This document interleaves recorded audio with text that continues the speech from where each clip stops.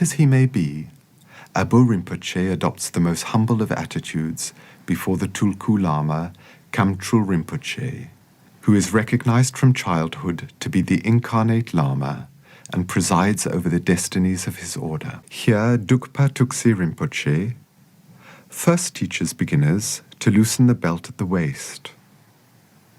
Relaxing the belly is the foundation of the correct position.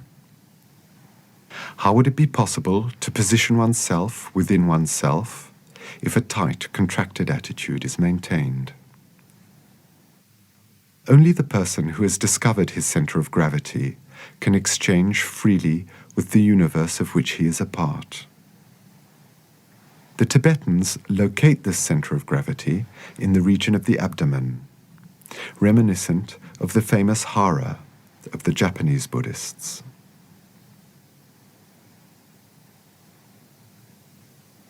All the Tibetan Buddhist ascetic exercises, all the tantric rituals, all yoga practices find their meaning and their accomplishment in meditation. This meditation is forever changing as the disciple progresses and matures spiritually.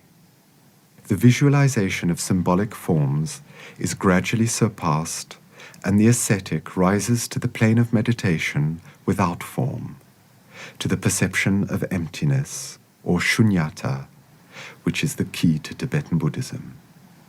In India, amongst the refugees, as in Tibet itself around the big monasteries, small cells have been built, where a monk can go on retreat and live as a hermit for days, weeks, months, and sometimes even years.